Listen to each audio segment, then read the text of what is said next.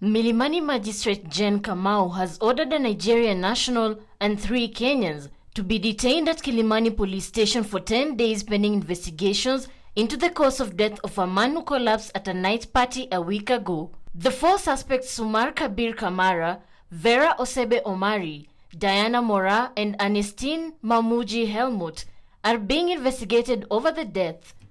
The matter will be mentioned on July 22nd to confirm progress of investigations.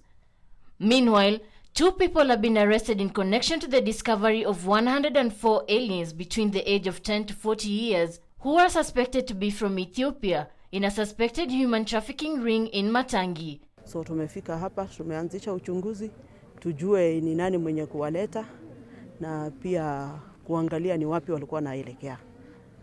Kwa sasa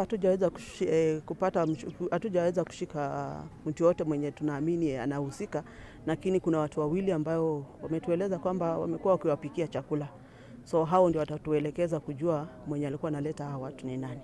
Police received tips from concerned neighbors who were worried about activities taking place in the home. Vivian Wandera, KTN News.